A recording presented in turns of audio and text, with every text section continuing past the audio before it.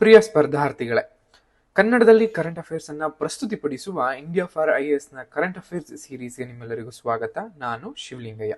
ಹಿಂದಿನ ವಿಡಿಯೋದಲ್ಲಿ the great Nicobar ಯೋಜನೆಗೆ ಸಂಬಂಧಪಟ್ಟಂತಹ ಮಾಹಿತಿಯನ್ನ ನೋಡ್ತು. ಮೊದಲಿಗೆ ಏನಕ್ಕೆ ಕಾಂಟೆಕ್ಸ್ಟ್ ಅಥವಾ ಏನಕ್ಕೆ ನ್ಯೂಸ್ ಅಲ್ಲಿ ಇತ್ತು ಅಂತ ನೋಡ್ತಾ ಬಂದ್ರೆ, ಇತ್ತೀಚೆಗೆ ರಾಷ್ಟ್ರೀಯ ಹಸಿರು ನ್ಯಾಯಮಂಡಳಿ ಅಥವಾ ನ್ಯಾಷನಲ್ ಗ್ರೀನ್ ಟ್ರಿಬ್ಯುನಲ್ ಅವರು 81,000 ಕೋಟಿ ರೂಗಳ ದಿ ಗ್ರೇಟ್ ನಿಕೋಬಾರ್ ಯೋಜನೆಯನ್ನ ಅನುಮೋದಿಸಿದೆ. ಪರಿಸರವನ್ನ ರಕ್ಷಿಸೋದಕ್ಕೆ ಕಠಿಣ ಷರತ್ತುಗಳನ್ನ ವಿಧಿಸುತ್ತಾ ತಾನು ಮಧ್ಯಪ್ರವೇಶಿಸೋದಕ್ಕೆ ಯಾವುದೇ ಆದಂತಹ ಸೂಕ್ತ ಆಧಾರಗಳಿಲ್ಲ ಅಂತ ಹೇಳೋದ್ರ ಮೂಲಕ ಕೇಂದ್ರ ಸರ್ಕಾರದ ಬಹು ನಿರೀಕ್ಷಿತ ಮತ್ತು ಬಹು ಅಪೇಕ್ಷಿತವಾದಂತಹ ದಿ ಗ್ರೇಟ್ ನಿಕೋಬಾರ್ ಯೋಜನೆಗೆ ಒಂದು ಹಸಿರು ನಿಶಾನೆಯನ್ನ ಕೊಡಲಾಗಿದೆ. ಸೊ ಆ ಎಲ್ಲ ದೃಷ್ಟಿಯಿಂದಾಗಿ ಏನಿದು ಗ್ರೇಟ್ ನಿಕೋಬಾರ್ ಯೋಜನೆ ಅಂದ್ರೆ ಏನು, ಕೇಂದ್ರ ಸರ್ಕಾರ ಏನಕ್ಕೆ ಈ ಅಂಡಮಾನ್ ನಿಕೋಬಾರ್ ನಲ್ಲಿ ಕಂಡು ಬರುವಂತಹ ಗ್ರೇಟ್ ನಿಕೋಬಾರ್ ಐಲ್ಯಾಂಡ್ ನಲ್ಲಿ ಏನಕ್ಕೆ ಈ ಪ್ರಾಜೆಕ್ಟ್ ನಿಕೋಬಾರ್ ಅನ್ನುವಂತಹ ಒಂದು ಯೋಜನೆಯನ್ನ ಕೈಗೊಳ್ತಾ ಇದೆ, ಅದರಿಂದ ನಿಕೋಬಾರ್ಗೆ ಆಗುವಂತಹ ಪ್ರಯೋಜನ ಮತ್ತು ಅನಾನುಕೂಲಗಳೇನು ಅಥವಾ ರಾಷ್ಟ್ರಕ್ಕೆ ಆಗುವಂತಹ ಪ್ರಯೋಜನಗಳೇನು, ಇದಕ್ಕೆ ಸಂಬಂಧಪಟ್ಟಂತಹ ಮಾಹಿತಿಯನ್ನ ಈ ವಿಡಿಯೋ ಹೋಗೋಣ. ಸೊ ಮೊದಲಿಗೆ NGT ನಿಮ್ಗೆಲ್ಲ ಗೊತ್ತಿರೋ ಹಾಗೆ ನ್ಯಾಷನಲ್ ಗ್ರೀನ್ ಟ್ರಿಬ್ಯುನಲ್ ಆಗಿರುತ್ತೆ. ಅದು ಇದಕ್ ಮುಂಚೆ ಕೇಂದ್ರ ಸರ್ಕಾರ ತಂದಂತಹ ಈ ಯೋಜನೆಯಲ್ಲಿ ಪರಿಸರಕ್ಕೆ ಒಂದಷ್ಟು ಹಾನಿ ಆಗ್ತಿದಾವೆ ಅನ್ನೋದ್ರ ಮೂಲಕ NGTಗೆ ಕೇಸ್ಗಳೆಲ್ಲ ಹೋಗಿರುತ್ತೆ. NGT ಅಹವಾಲುಗಳನ್ನ ಕೇಳಿಕೊಂಡು ವಾದ ವಿವಾದಗಳನ್ನೆಲ್ಲ ಕೇಳಿದ ಮೇಲೆ ಒಂದಿಷ್ಟು ಅದಕ್ಕೆ ಗ್ರೀನ್ ಸಿಗ್ನಲ್ ಏನೋ ಕೊಟ್ಟಿದೆ. ಬಟ್ ಗ್ರೀನ್ ಸಿಗ್ನಲ್ ಕೊಡೋದ್ರ ಜೊತೆಗೆ ಸ್ಟ್ರಿಕ್ಟ್ ಆಗಿರುವಂತಹ ಒಂದಷ್ಟು ಸಂರಕ್ಷಣಾ ಕ್ರಮಗಳನ್ನು ಕೂಡ ಕೊಟ್ಟಿದೆ. ಅಂದ್ರೆ ಯಾವ್ಯಾವೆಲ್ಲ ನೀವು ಸಂರಕ್ಷಣಾ ಕ್ರಮಗಳನ್ನ ತೆಗೆದುಕೊಳ್ಳಬೇಕು ಅನ್ನುವಂಥದ್ದು. ಮೊದಲಿಗೆ ಒಂದು ಸವೆತವನ್ನ ತಡೆಗಟ್ಟುವಂಥದ್ದು, ಅಂದ್ರೆ ಯೋಜನಾ ಪ್ರದೇಶದ ಬಳಿ ಅಥವಾ ಯಾವುದೇ ದ್ವೀಪದ ಉದ್ದಕ್ಕೂ ಏನೆಲ್ಲ ನೀವು ನಿರ್ಮಾಣ ತೆಗೆದುಕೊಳ್ತೀರಾ ಅಂತಹ ನಿರ್ಮಾಣಗಳ ಒಂದು ಪ್ರದೇಶದಲ್ಲಿ ಯಾವುದೇ ರೀತಿಯಾದಂತಹ ಸವೆತ ಆಗಿರ್ಬೋದು ಅಥವಾ ಪ್ರತಿಕೂಲ ಕರಾವಳಿ ಬದಲಾವಣೆಗೆ ಕಾರಣ ಆಗಬಾರದು ಅನ್ನೋ ರೀತಿನಲ್ಲಿ ಒಂದು ಸಂರಕ್ಷಣಾ ಒಂದು ಕ್ರಮವನ್ನ ಕೊಟ್ಟಿದೆ. ಅದ್ರ ಜೊತೆಗೆ ಈ ಸ್ಯಾಂಡ್ ಬಾರ್ಸ್ ಅಂತ ನಾವೇನ್ ಕರಿತೀವಿ ಅಥವಾ ಮರಳು ಕಡಲ ತೀರಗಳ ರಕ್ಷಣೆಯನ್ನ ಮಾಡುವಂಥದ್ದು, ಯಾವುದೇ ಕಾರಣಕ್ಕೂ ಮರಳುಗಳನ್ನ ನಷ್ಟ ಮಾಡಕೂಡದು. ಯಾಕಂದ್ರೆ ಮರಳು ಅನ್ನುವಂಥದ್ದು ಅಲ್ಲಿನ ಒಂದೇನು ಸಾಗರಿಕವಾದಂತಹ ಪ್ರಾಣಿಗಳ ಒಂದು ಆವಾಸ ಸ್ಥಾನವಾಗಿರುತ್ತೆ. ಅದರಿಂದಾಗಿ ಯಾವುದೇ ಒಂದು ಕಡಲ ತೀರದ ಆಮೆಗಳಿಗಾಗಿರ್ಬೋದು, ಪಕ್ಷಿಗಳಿಗಾಗಿರ್ಬೋದು ಗೂಡು ಕಟ್ಟೋದಕ್ಕೆಲ್ಲವೂ ಕೂಡ ಅದು ತಾಣವಾಗಿ ಮತ್ತು ನೈಸರ್ಗಿಕ ರಕ್ಷಣೆಯಾಗಿ ಕೆಲಸವನ್ನ ಮಾಡ್ತಾ ಬರುತ್ತೆ. ಸೊ ಅದರಿಂದಾಗಿ ಕಡಲ ತೀರದಲ್ಲಿ ಕಂಡು ಬರುವಂತಹ ಮರಳನ್ನ ಯಾವುದೇ ಕಾರಣಕ್ಕೂ ನೀವು ರಿಮೂವ್ ಮಾಡಬಾರ್ದು, ತೆಗಿಬಾರ್ದು ಅನ್ನುವಂತಹ ಒಂದು ಷರತ್ತನ್ನು ಕೂಡ ಒಟ್ಟಿದೆ. ಅದ್ರ ಜೊತೆಗೆ ಹವಳದ ದಿಬ್ಬಗಳ ಅಥವಾ ಕೋರಲ್ ರೀಫ್ಸ್ ಅಂತ ನಾವೇನ್ ಕರಿತೀವಿ ಅವುಗಳ ರಕ್ಷಣೆಯನ್ನ ಮಾಡುವಂಥದ್ದು, ಹವಳದ ಬಂಡೆಗಳನ್ನ ದಿಬ್ಬಗಳನ್ನ ರಕ್ಷಿಸುವಂಥದ್ದು ಮತ್ತು ಸಾಬೀತಾದ ವೈಜ್ಞಾನಿಕ ವಿಧಾನಗಳ ಮೂಲಕ ಅವನ್ನ ಪುನರುಜ್ಜೀವನಗೊಳಿಸುವಂತಹ ಮತ್ತು ಪುನರುತ್ಪಾದನೆಯನ್ನ ಖಚಿತಪಡಿಸಿಕೊಳ್ಳುವಂತಹ ಎಲ್ಲಾ ಕ್ರಮಗಳನ್ನ ತೆಗೆದುಕೊಳ್ಳುವಂತೆ ಆದೇಶವನ್ನು ಕೂಡ ನೀಡಿದೆ. ಅಂಡ್ ಅಳಿವಿನಂಚಿನಲ್ಲಿರುವಂತಹ ಪ್ರಭೇದಗಳನ್ನ ರಕ್ಷಣೆ ಮಾಡುವಂಥದ್ದು, ಕನ್ಸರ್ವ್ ಮಾಡುವಂಥದ್ದು. For example leather back marine turtles ಆಗಿರ್ಬೋದು, ದ ನಿಕೋಬಾರ್ ಮೆಗಾಫೋಡ್ ಆಗಿರ್ಬೋದು ಅಥವಾ ಸಾಲ್ಟ್ ಕ್ರೊಕೊಡೈಲ್ಸ್ ಆಗಿರ್ಬೋದು, ರಾಬನ್ ಏಡಿ ಆಗಿರ್ಬೋದು, ನಿಕೋಬಾರ್ ಮಕಾಕ್, ಈ ರೀತಿಯಾದಂತಹ ಈ ದ್ವೀಪದಲ್ಲಿ ಮಾತ್ರವೇ ಕಂಡು ಬರುವಂತಹ ಸ್ಥಳೀಯ ಪ್ರಾಣಿ ಮತ್ತು ಪಕ್ಷಿ ಪ್ರಭೇದಗಳೇನಿದಾವೆ ಅವುಗಳಿಗೆ ರಕ್ಷಣೆಯನ್ನ ನೀಡುವಂತಹ ರಕ್ಷಿಸುವಂತಹ ಷರತ್ತುಬದ್ಧ ಒಂದು ಷರತ್ತನ್ನು ಕೂಡ ಕೊಟ್ಟಿದ್ದೆ. ಮತ್ತು ಮೇಲುಸಿದಂತಹ ಷರತ್ತುಗಳ ಬದ್ಧತೆ ಒಂದು ಸ್ವರೂಪವನ್ನು ಕೂಡ ನೋಡ್ಕೋಬೇಕು. ಯಾವುದೇ ಹಂತದಲ್ಲಿ ಯಾವುದೇ ಷರತ್ತುಗಳನ್ನು ಕೂಡ ಉಲ್ಲಂಘಿಸಿದ ರೀತಿಯಲ್ಲಿ ನೀವು ಅದನ್ನ ಜಾರಿಗೊಳಿಸಬೇಕು ಅನ್ನುವಂತಹ ಮಾತನ್ನು ಕೂಡ ಕೇಂದ್ರ ಸರ್ಕಾರಕ್ಕೆ ತಾಕೀತನ್ನ ನ್ಯಾಷನಲ್ ಗ್ರೀನ್ ಟ್ರಿಬ್ಯುನಲ್ ಅವರು ಹೇಳಿದ್ದಾರೆ. ಇಷ್ಟೆಲ್ಲ ಹೇಳಿದ್ಮೇಲೆ ಏನಿದು ಗ್ರೇಟ್ ನಿಕೋಬಾರ್ ಯೋಜನೆ ಅಂದ್ರೆ ಏನು? ಇದೊಂದು ಗ್ರೇಟ್ ನಿಕೋಬಾರ್ ಯೋಜನೆ ಅನ್ನುವಂಥದ್ದು ನೀತಿ ಆಯೋಗದಿಂದ ಒಂದು ಸ್ಫೂರ್ತಿ ಪಡೆದಂತಹ ಅಥವಾ ನೀತಿ ಆಯೋಗದ ಕೂಸು ಅಂತಲೂ ಕೂಡ ನಾವು ಕರಿತಾ ಬರ್ಬೋದು.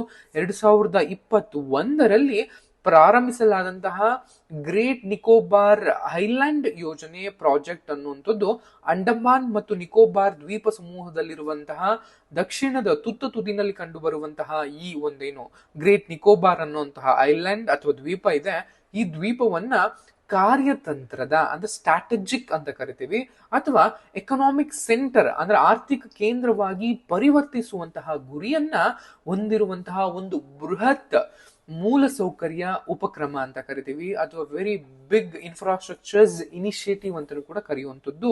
ಇದು ಭಾರತದ ಸಾಗರಿಕ ಅಥವಾ ಮೆರಿನ್ಟೈಮ್ ಮಿಷನ್ 2030 2030 ಮೆರಿನ್ಟೈಮ್ ಮಿಷನ್ ಅಥವಾ ವಿಷನ್ ಅನ್ನುವಂತಹ ನಮ್ದು ಏನು ಒಂದು ಯೋಜನೆಯನ್ನು ಇಟ್ಕೊಂಡಿದೀವಿ, ಕೇಂದ್ರ ಸರ್ಕಾರ ಏನೊಂದು ಯೋಜನೆ ಇಟ್ಕೊಂಡಿದೆ, ಅದ್ರ ಜೊತೆಗೆ ಅಮೃತ್ ಕಾಲ್ ಮಿಷನ್ ಅನ್ನುವಂತಹ 2047 ಅನ್ನುವಂತಹ ಏನು ಉಪಕ್ರಮಗಳನ್ನ ಇಟ್ಕೊಂಡಿದೀವಿ ಅದಕ್ಕೆ ಬೆನ್ನೆಲುಬಾಗಿ ಈ ಗ್ರೇಟ್ ನಿಕೋಬಾರ್ ಯೋಜನೆ ಕೆಲಸ ಮಾಡುತ್ತೆ ಅನ್ನುವಂಥದ್ದು.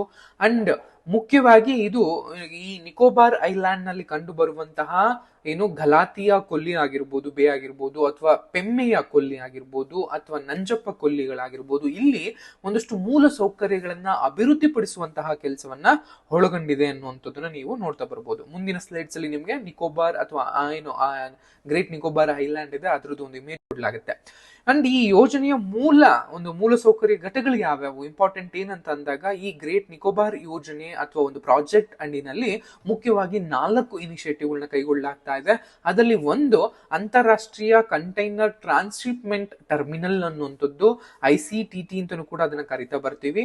ಸರಕು ಸಾಗಣೆಯಲ್ಲಿ ಭಾಗವಹಿಸುವ ಮೂಲಕ ಗ್ರೇಟ್ ನಿಕೋಬಾರ್ ಅನ್ನ ಪ್ರಾದೇಶಿಕ ಮತ್ತು ಜಾಗತಿಕ ಒಂದು ಕಡಲ ಆರ್ಥಿಕತೆಯಲ್ಲಿ ಪ್ರಮುಖ ಪಾಲುದಾರನ್ನಾಗುವಂತಹ ಒಂದು ಗುರಿಯನ್ನ ಅಥವಾ ಒಂದು ಚಾನ್ಸ್ ಅನ್ನ ಕೊಡುವಂತಹ ಕೆಲಸವನ್ನ ಈ ಯೋಜನೆ ಮಾಡುವಂಥದ್ದು. ಅಂದ್ರೆ ಈ ಒಂದು ಗ್ರೇಟ್, ನಿಮ್ಗೆಲ್ಲ ಗೊತ್ತಿರೋ ಹಾಗೆ ಮಲಾಕಾ ಸ್ಟ್ರೈಟ್ ಅಂತ ಕರಿತೀವಿ. ಯಾಕಂದ್ರೆ ಈ ಅಂಡಮಾನ್ ನಿಕೋಬಾರ್ ಐಲ್ಯಾಂಡ್ಸ್ ಮುಖ್ಯವಾಗಿ ಇರುವಂತದ್ದು ನಮ್ಗೆಲ್ಲ ಗೊತ್ತಿರೋ ಹಾಗೆ ಇಂಡಿಯನ್ ಓಷನ್ ಅಲ್ಲಿ. ಸೊ ಇಂಡಿಯನ್ ಓಷನ್ ಅಲ್ಲಿ ಬಂದಾಗ ನಿಮ್ಗೆಲ್ಲರೂ ಕೂಡ ಮಲಾಕಾ ಸ್ಟ್ರೈಟ್ ಅನ್ನುವಂಥದ್ದು ಈ ಇಂಡೋನೇಷ್ಯಾ ಮತ್ತು ಈ ಒಂದು ಭಾಗದಲ್ಲಿ ಬರುವಂತದ್ದು. ಇಲ್ಲಿ ನಿಮ್ಗೆ ಚೀನಾದಿಂದ ಪೆಸಿಫಿಕ್ ಸಮುದ್ರಕ್ಕೆ ಹೋಗುವಂತಹ ಮುಕ್ಕಾಲು ಭಾಗ ಏನು ಲೈಕ್ ಎಕ್ಸ್ಪೋರ್ಟ್ ಅಂಡ್ ಇಂಪೋರ್ಟ್ ಅಲ್ಲೂ ಕೂಡ ಹಾದು ಹೋಗುವಂತಹ ಹಾದಿ. ಸೊ ಅಂತಹ ಒಂದು ಏನು ಕಾರ್ಯತಂತ್ರದ ಸ್ಥಳದಲ್ಲಿ, ಸ್ಟ್ರಾಟಜಿಕ್ ಪ್ಲೇಸ್ ನಲ್ಲಿ ಇಂಟರ್ನ್ಯಾಷನಲ್ ಕಂಟೈನರ್ ಟ್ರಾನ್ಸ್ಶಿಪ್ಮೆಂಟ್ ಟರ್ಮಿನಲ್ ಅನ್ನು ತೆಗೆಯೋದ್ರ ಮೂಲಕ ಈ ಒಂದು ಏನೋ ಗ್ರೇಟ್ ನಿಕೋಬಾರ್ ಐಲ್ಯಾಂಡ್ ಅನ್ನ ಜಾಗತಿಕ ಒಂದು ಪಾಲುದಾರನನ್ನಾಗಿ, ಪ್ಲೇಯರ್ ಅನ್ನಾಗಿ ಮಾಡುವಂತ ಕೆಲಸ.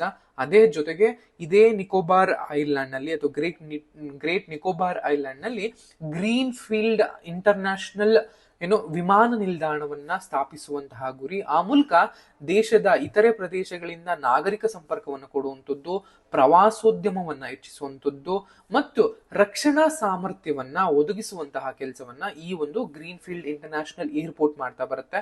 ಇದ್ರ ಜೊತೆಗೆ ಗ್ರೀನ್ ಫೀಲ್ಡ್ ಟೌನ್ಶಿಪ್, ಮೂರನೇದು ಗ್ರೀನ್ ಫೀಲ್ಡ್ ಟೌನ್ಶಿಪ್ ಅನ್ನುವಂಥದ್ದು ಯೋಜಿತವಾದಂತಹ ಒಂದು ಪ್ಲಾನ್ಡ್ ಪಾಪ್ಯುಲೇಷನ್ ಆಗಿರ್ಬೋದು ಅಂಡ್ ಎಕನಾಮಿಕ್ ಆಕ್ಟಿವಿಟಿಗಳನ್ನ ಬೆಂಬಲಿಸುವಂತಹ ಕೆಲಸವನ್ನ ಈ ಒಂದು ಗ್ರೀನ್ ಫೀಲ್ಡ್ ಟೌನ್ಶಿಪ್ ಮಾಡುತ್ತೆ ಅನ್ನುವಂಥದ್ದು.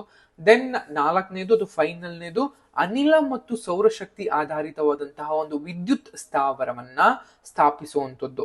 ಹೊಸವಾದಂತಹ ಮೂಲ ಸೌಕರ್ಯಗಳ ಇಂಧನ ಅಗತ್ಯವನ್ನ ಪೂರೈಸೋದಿಕ್ಕೆ ಅಂತಾನೆ ಇದನ್ನ ಕೆಲಸ ಮಾಡ್ತಿರುವಂಥದ್ದು. ಇಲ್ಲಿ ಯಾವುದೇ ರೀತಿಯಾದಂತಹ ಹೈಡ್ರೋ ಆಗಿರ್ಬೋದು, ನ್ಯೂಕ್ಲಿಯರ್ ಆಗಿರ್ಬೋದು ಅಥವಾ ಥರ್ಮಲ್ ಅನ್ನ ಮಾಡ್ತಾ ಇಲ್ಲ. ಯಾಕೆಂದ್ರೆ ಇವು ಮೂರು ಕೂಡ ಪರಿಸರಕ್ಕೆ ಒಂದಿಷ್ಟು ನೆಗೆಟಿವ್ ಇಂಪ್ಯಾಕ್ಟ್ ಗಳನ್ನ ಮಾಡ್ತವೆ. ಸೊ ಅದರಿಂದಾಗಿ ಅನಿಲದ ಗ್ಯಾಸ್ ಬೇಸ್ಡ್ ಅಥವಾ ಸೋಲಾರ್ ಬೇಸ್ಡ್ ಒಂದು ವಿದ್ಯುತ್ ಸ್ಥಾವರವನ್ನ ಸ್ಥಾಪನೆ ಮಾಡೋದ್ರ ಮೂಲಕ ವೆರಿ ಮಿನಿಮಲ್ ಎಫೆಕ್ಟ್ ಅನ್ನ, ನೆಗೆಟಿವ್ ಎಫೆಕ್ಟ್ ಅನ್ನ ಇದೇನು ಅಲ್ಲಿನ ಒಂದು ಎನ್ವೈರನ್ಮೆಂಟ್ ಮೇಲೆ ಮಾಡುವಂಥದ್ದು. ಇದ್ರ ಜೊತೆಗೆ ಬುಡಕಟ್ಟುಗಳಿಗೆ ಬೇಕಾದಂತಹ ಒಂದಷ್ಟು ಸುರಕ್ಷತೆಗಳನ್ನು ಕೂಡ ಈ ಯೋಜನೆ ಕೈಗೊಳ್ತಾ ಇದೆ. ಯಾಕಂದ್ರೆ ಈ ಒಂದು ಗ್ರೇಟ್ ನಿಕೋಬಾರ್ ಐಲ್ಯಾಂಡ್ ನಲ್ಲಿ ನಮ್ಗೆ ಒಂದಷ್ಟು ಬುಡಕಟ್ಟುಗಳು ಕಂಡು ಬರ್ತವೆ. ಒಂದು ಜರಾವಾ ಆಗಿರ್ಬೋದು, ಶಾಂಪೇನ್ ಆಗಿರ್ಬೋದು, ಇವೆಲ್ಲವೂ ಕೂಡ ನಮ್ಗೆ ಅಲ್ಲಿ ಕಂಡು ಬರುವಂತಹ ಪ್ರಮುಖ ಬುಡಕಟ್ಟು ಜನಾಂಗಗಳು. ಆ ಬುಡಕಟ್ಟು ಜನಾಂಗಗಳ ಕಲ್ಯಾಣ ಸಂಸ್ಥೆ ಅಂತ ಒಂದಷ್ಟು ಇಟ್ಕೊಂಡಿದ್ದಾರೆ. ಅಂಡಮಾನ್ ಆದಿಮ್ ಜನಜಾತಿ ವಿಕಾಸ ಸಮಿತಿ ಅಂತಲೂ ಕೂಡ ಅದನ್ನು ಕರಿತಾ ಬರ್ತಾರೆ. ಆ ಒಂದು ಸಮಿತಿಗಳ ಮೂಲಕ ಕಡ್ಡಾಯ ಸಮಾಲೋಚನೆಯನ್ನು ಅಗತ್ಯ ಇರುವಂತದ್ದು. ಸಮಾಲೋಚನೆ ಮೂಲಕ ಬುಡಕಟ್ಟು ಜನರ ಒಂದು ಹಿತಾಸಕ್ತಿ ಏನಿದೆ ಅದನ್ನ ರಕ್ಷಣೆ ಮಾಡ್ತಾ ಇದೀವಿ ಎನ್ನುವಂತಹ ಗುರಿಯನ್ನ ಖಚಿತಪಡಿಸಿಕೊಳ್ಳುವಂಥದ್ದು.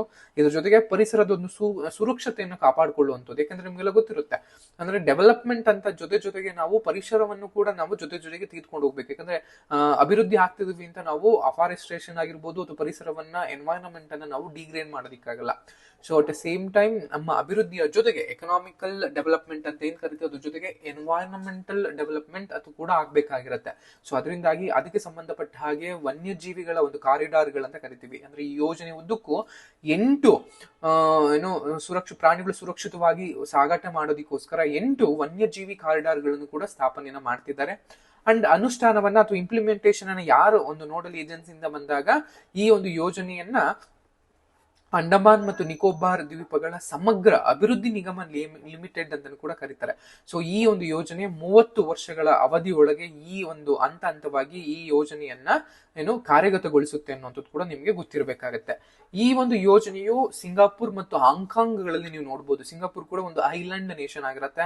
ಹಾಂಗ್ಕಾಂಗ್ ಕೂಡ ವೆರಿ ಒಂದು ಕೋಸ್ಟಲ್ ಒಂದು ಸಿಟಿ ಆಗಿರುತ್ತೆ. ಸೊ ಇವೆರಡು ಕೂಡ ಹೇಗೆ ಇವತ್ತು ಜಗತ್ತಿನಾದ್ಯಂತ ಒಂದು ಎಕ್ಸ್ಪೋರ್ಟ್ ಅಂಡ್ ಇಂಪೋರ್ಟ್ ನಲ್ಲಿ ತುಂಬಾ ಒಂದು ಪ್ರಾಶಸ್ತ್ಯ ಸ್ಥಳವನ್ನ ಅಥವಾ ಲೀಡರ್ಶಿಪ್ ಕ್ವಾಲಿಟೀಸ್ ಹೇಗೆ ಗಳಿಸಿದವೋ ಅದೇ ರೀತಿಯಲ್ಲಿ ಗ್ರೇಟ್ ನಿಕೋಬಾರ್ ಐಲ್ಯಾಂಡ್ ಅನ್ನು ಕೂಡ ಆ ಒಂದು ಮಟ್ಟಿಗೆ ಬೆಳೆಸಬೇಕು ಅಂತ ಒಂದು ಯೋಜನೆಯಾಗಿ ಇದನ್ನ ಇಟ್ಟುಕೊಂಡಿರುವಂತದ್ದು.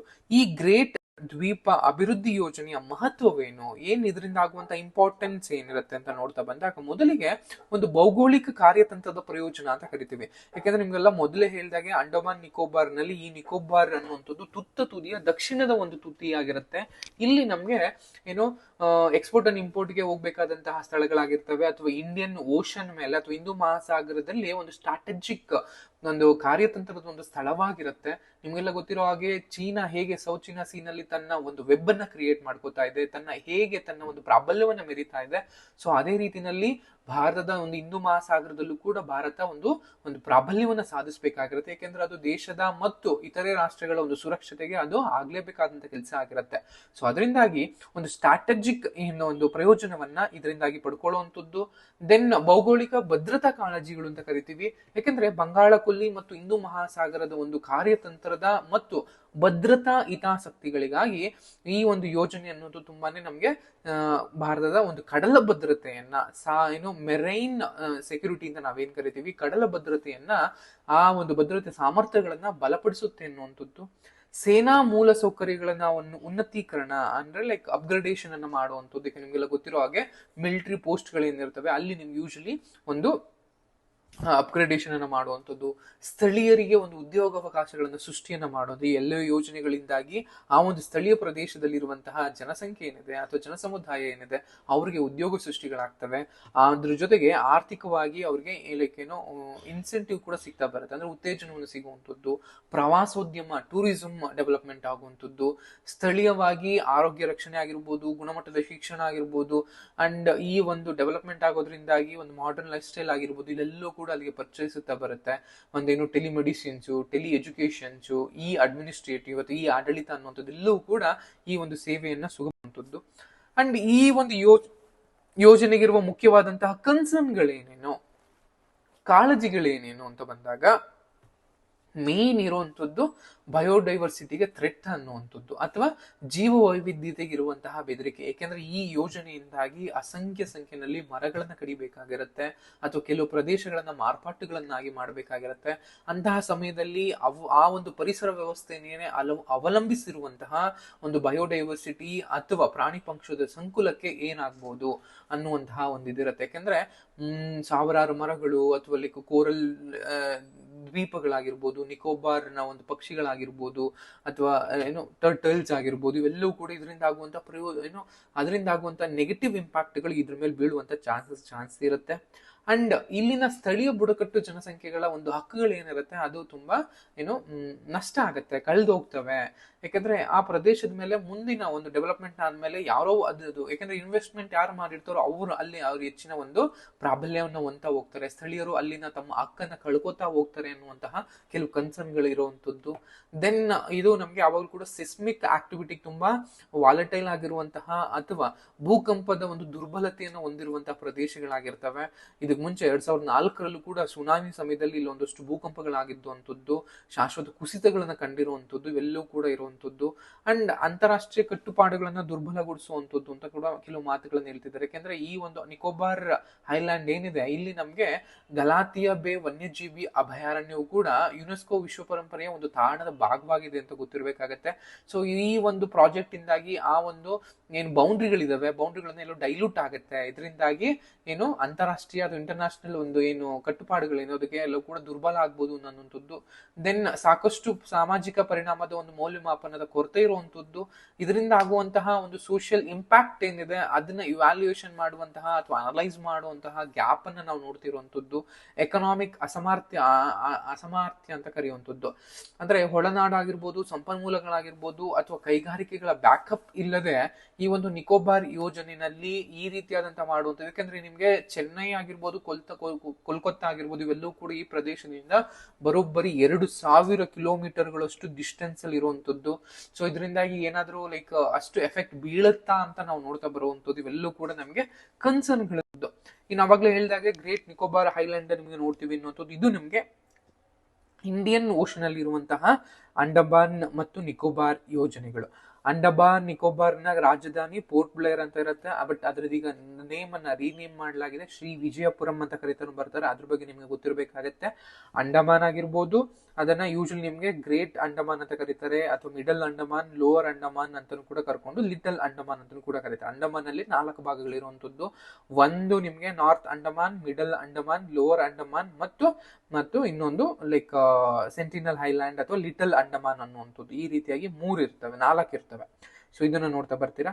ದೆನ್ ಅದಾದ್ಮೇಲೆ ನಿಕೋಬಾರ್ ಐಲ್ಯಾಂಡ್. ನಿಕೋಬಾರ್ ಅಲ್ಲೂ ಕೂಡ ನಿಮ್ಗೆ ಮುಖ್ಯವಾಗಿ ಕಾರ್ ಐಲ್ಯಾಂಡ್ ಅಥವಾ great Nicobar and middle Nicobar ಅಂತ ಕೂಡ ಕರ್ಕೋತಾ ಬರ್ತಾರೆ. ಅದ್ರಲ್ಲಿ ನಮಗೆ ಈ ಒಂದು ಯೋಜನೆ ಕೈಗೊಳ್ತಾ ಇರುವಂತದ್ದು ಈ ಒಂದು ಗ್ರೇಟ್ ನಿಕೋಬಾರ್ ಯೋಜನೆಯಲ್ಲಿ ಅಥವಾ ಗ್ರೇಟ್ ನಿಕೋಬಾರ್ ಒಂದು ಪ್ರದೇಶದಲ್ಲಿ ಆಗಿರೋದ್ರಿಂದಾಗಿ ಇದು ನಮಗೆ ಈ ಅಂಡಮಾನ್ ನಿಕೋಬಾರ್ ಐಲ್ಯಾಂಡ್ ಅಂತ ನಾವೇನ್ ಕರಿತೀವಿ ಅಥವಾ ದ್ವೀಪಗಳ ಸಮೂಹ ಅಂತ ಏನಿರುತ್ತೆ, ಅದರಲ್ಲಿ ದಕ್ಷಿಣದ ತುದಿಯಾಗಿ ಈ ಒಂದು ಗ್ರೇಟ್ ನಿಕೋಬಾರ್ ಇದಿರುತ್ತೆ.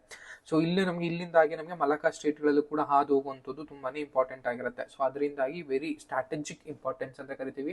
ಈ ಒಂದು ದ್ವೀಪ ಸಮೂಹದಲ್ಲಿ ಮೋರ್ ದನ್ 836 ಐಲ್ಯಾಂಡ್ಗಳು ಕಂಡು ಬರ್ತವೆ. 836ಕ್ಕೂ ಹೆಚ್ಚು ದ್ವೀಪಗಳು ಈ ಒಂದು ಗುಂಪಿನಲ್ಲಿ ಕಂಡು ಬರುವಂತದ್ದು. ಉತ್ತರಕ್ಕೆ ಅಂಡಮಾನ್ ಗುಂಪುಗಳು ಇರುವಂತದ್ದು, ದಕ್ಷಿಣಕ್ಕೆ ನಿಕೋಬಾರ್ ದ್ವೀಪಗಳು ಅಂತಾನೆ ಇರುತ್ತೆ. ಇವೆರಡನ್ನ ನಮ್ಗೆ 10 ಡಿಗ್ರಿ ಚಾನೆಲ್ ಅದು ಸಪರೇಟ್ ಮಾಡುತ್ತೆ ಅನ್ನುವಂಥದ್ದು ಕೂಡ ಗೊತ್ತಿರಲಿ. ಇನ್ನು ಗ್ರೇಟ್ ನಿಕೋಬಾರ್ ದ್ವೀಪ ಬಂದಾಗ, ಗ್ರೇಟ್ ನಿಕೋಬಾರ್ ದ್ವೀಪ ಅನ್ನುವಂಥದ್ದು ನಿಕೋಬಾರ್ ದ್ವೀಪ ಸಮೂಹದಲ್ಲೇನೆ ಅತಿ ದೊಡ್ಡ ದ್ವೀಪ ಆಗಿರುತ್ತೆ. Not in Andaman, it's in Nicobar island ಸಮೂಹದಲ್ಲೇನೆ ಗ್ರೇಟ್ ನಿಕೋಬಾರ್ ಅನ್ನುವಂಥದ್ದು ಅತಿ ದೊಡ್ಡ ದ್ವೀಪ ಆಗಿರುತ್ತೆ. ಪ್ರಧಾನವಾಗಿ ಉಷ್ಣವಲಯದ ಮಳೆ ಕಾಡಿನಿಂದ ಆವೃತ ಆಗಿರುವಂತದ್ದು. ಅಂಡ್ ದಕ್ಷಿಣದ ಭಾರತದ ದಕ್ಷಿಣದ ತುದಿ ಬಿಂದು ಅಂತ ನಾವೇನ್ ಕರಿತೀವಿ, ಇಂದಿರಾ ಪಾಯಿಂಟ್ ಅನ್ನು ಕೂಡ ಇದೇ ಪ್ರದೇಶದಲ್ಲಿ ಒಂದಿದೆ. ಈ ಪ್ರದೇಶದಲ್ಲಿ ಇರುವಂತದ್ದು ಕೂಡ ನಿಮ್ಗೆ ಗೊತ್ತಿರಬೇಕಾಗತ್ತೆ. ಅಂಡ್ ಇಂಡೋನೇಷ್ಯಾದ ಸುಮಾತ್ರಾ ಐಲ್ಯಾಂಡ್ ಅಂತ ನಾವೇನ್ ಕರಿತೀವಿ, ಅದರಿಂದಾಗಿ 90 ನಾಟಿಕಲ್ ಮೈಲಿ ದೂರದಲ್ಲಿ ಮಾತ್ರನೇ ಇರುವಂತದ್ದು. ಇಂಡಿಯಾಗಿಂತ ಇಂಡೋನೇಷ್ಯಾಗೆ ಈ ಐಲ್ಯಾಂಡ್ಗಳು ತುಂಬಾ ಹತ್ರದಲ್ಲಿ ಇರವೆ ಅಂತಂದು. ಇನ್ನ ಎಕನಾಮಿಕಲ್ ಅಥವಾ ಎನ್ವೈರನ್ಮೆಂಟಲ್ ಇಂಪಾರ್ಟೆನ್ಸ್ ಅಂತ ನೋಡ್ತಾ ಬಂದ್ರೆ, ಈ ದ್ವೀಪ ಅಥವಾ ಗ್ರೇಟ್ ನಿಕೋಬಾರ್ ಐಲ್ಯಾಂಡ್ ಅನ್ನುವಂಥದ್ದು ಕ್ಯಾಂಪೆಲ್ ಬೇ ರಾಷ್ಟ್ರೀಯ ಉದ್ಯಾನವನ ಆಗಿರ್ಬೋದು, ಅದ್ರ ಜೊತೆಗೆ ಗಲಾತಿಯಾ ಬೇ ನ್ಯಾಷನಲ್ ಪಾರ್ಕ್ ಆಗಿರ್ಬೋದು, ಇವೆರಡು ಪಾರ್ಕ್ಗಳಿಗೆ ನೆಲೆಯಾಗಿದೆ, ಹ್ಯಾಬಿಟೇಟ್ ಆಗಿ ಕೆಲಸ ಮಾಡುತ್ತೆ ಅನ್ನುವಂಥದ್ದು. ಅಂಡ್ ಗ್ರೇಟ್ ನಿಕೋಬಾರ್ ಜೀವಗೋಳ ಮೀಸಲು ಬಯೋಸ್ಫಿಯರ್ ರಿಸರ್ವ್ ಆಗಿ ಕೂಡ ಇದನ್ನ ಇದು ಮಾಡಿರುವಂತದ್ದು. 2013ರಲ್ಲಿ UNESCO man and biosphere programme ಅಂತ ಕೂಡ ಕರೀತಾರೆ, MAP ಅಂತ ಕೂಡ ಕರ್ಕೊಳ್ಳುವಂಥದ್ದು. ಮ್ಯಾನ್ ಅಂಡ್ ಬಯೋಸ್ಫಿಯರ್ ಪ್ರೋಗ್ರಾಮ್ ಆಗು ಕೂಡ ಇದನ್ನ ಇದ್ ಮಾಡ್ತಾ ಇರುವಂತದ್ದು. ಇನ್ನು ಜನಸಂಖ್ಯೆ ಬಂದಾಗ ಮುಖ್ಯವಾಗಿ ಈ ಒಂದು ಐಲ್ಯಾಂಡ್ ನಲ್ಲಿ ಮುಖ್ಯವಾಗಿ ಕಂಡು ಬರುವಂತದ್ದು ಶಾಂಪೇನ್ ಅನ್ನುವಂತಹ ಬುಡಕಟ್ಟು ಜನಸಂಖ್ಯೆ, ಅದ್ರ ಜೊತೆಗೆ ನಿಕೋಬಾರೀಸ್ ಅನ್ನುವಂತಹ ಒಂದು ಜನಸಂಖ್ಯೆ ಅಥವಾ ಬುಡಕಟ್ಟು ಜನರು ಈ ಒಂದು ಪ್ರದೇಶದಲ್ಲಿ ಹೆಚ್ಚು ಕಂಡು ಬರ್ತಾರೆ. ಇದ್ರ ಜೊತೆಗೆ ಬುಡಕಟ್ಟು ಅಲ್ಲದ ಅಂದ್ರೆ ಟ್ರೈಬಲ್ ಪೀಪಲ್ ಅಲ್ಲದ ಒಂದಷ್ಟು ಜನರು ಕೂಡ ಕಂಡು ಬರ್ತಾರೆ. ಬಟ್ ಮುಖ್ಯವಾಗಿ ಕಂಡು ಬರುವ ಬುಡಕಟ್ಟು ಜನಾಂಗಗಳು ಯಾವ್ಯಾವು ಅಂತ ಅಂದ್ರೆ ಅದು ಶೋಂಪೇನ್ ಮತ್ತು ನಿಕೋಬಾರೀಸ್ ಅನ್ನುವಂಥದ್ದು ಗೊತ್ತು. ದಿ ಗ್ರೇಟ್ ನಿಕೋಬಾರ್ ಐಲ್ಯಾಂಡ್ ಅಥವಾ ಅದಕ್ಕೆ ಸಂಬಂಧಪಟ್ಟ ಯೋಜನೆಗೆ ಸಂಬಂಧಪಟ್ಟಂತಹ ಮಾಹಿತಿ ಆಗಿರುತ್ತೆ. ಈ ಮಾಹಿತಿ ನಿಮ್ಗೆ ಇಷ್ಟ ಆಗಿದೆ ಅಂತ ಭಾವಿಸ್ತಾ ಈ ವಿಡಿಯೋ ಇಲ್ಲಿಗೆ ಎಂಡ್ ಮಾಡ್ತಾ ಇದ್ದೀನಿ. Thank you.